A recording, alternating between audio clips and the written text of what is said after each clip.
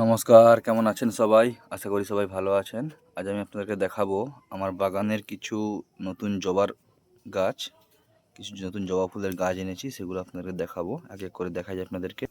প্রথমেই দেখুন এই জবা গাছটা দেখুন, প্রথমেই কতটা সুন্দর কালার এসছে ফুলটাতে, একদম একটা ইউনিক কালার। তারপরে দেখাই আপনাদেরকে এই জবার গাছটা দেখুন, পুরো গাছটা ঢাকা করে দিয়েছে, একটাই ফুলে পুরো গাছ ঢেকে গেছে, আর ফুলটাও খুব দেখতে সুন্দর লাগছে। এই একটা জবা ফুলের গাছ এনেছি, এর একটা কুঁড়ি এসেছে দেখুন, এটা পুরো ঝুমকোর মতো দেখতে ফুলটা কালকে ফুটেছিল, আপনারা আগের ভিডিও দেখেছেন হয়তো। এই একটা জবা দেখুন, এই একটা জবা এনেছি, যেটা এখনো রিপোর্টিং করা হয়নি, কারণ একটু মাটি তৈরি করা হয়েছে, কিন্তু মাটিটা কিছুদিন রেখেছি। মাটিটা রেডি হলেই ওই জবাটা বসাবো, মঙ্গল বুধবারের দিকে বসাবো, দেখা যাক কবে বসানো যায়। এই একটা জবা দেখুন, এটাও খুব সুন্দর কালার, ফুলটা ফুটেছিল, দেখতে পাচ্ছেন ফুলটা ফুটেছিল, ঝরে গেছে, আবার নতুন কুঁড়ি এসছে। এই জবা গাছটার কথা তো কিছু বলারই নেই, এটা হচ্ছে আমার সবথেকে পুরনো জবা গাছ, যেটা প্রচুর ফুল দেয়।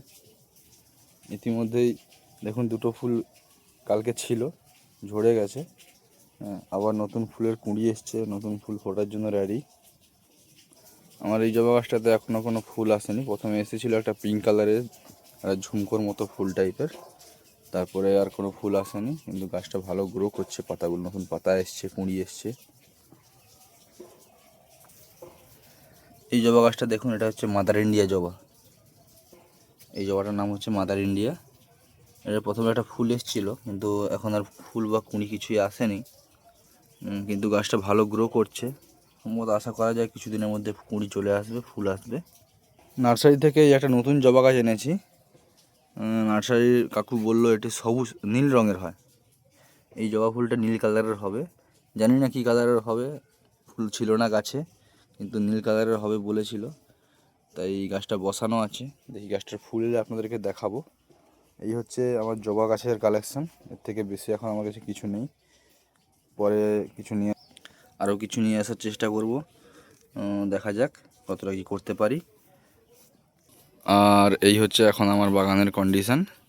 এই কিছু ছোট গাছ, কত কিছু গাছ নেই আমার বাগান, দেখুন বন্ধুরা। এদিকে রয়েছে রজনীগন্ধার গাছ, দুটো রজনীগন্ধার গাছ বসেছি, এখনও দুটো আছে, ওগুলো বসাবো। এইদিকে একদম কোণে বিমের ওপর রাখা আছে মানি প্ল্যান্ট, জেড প্ল্যান্ট।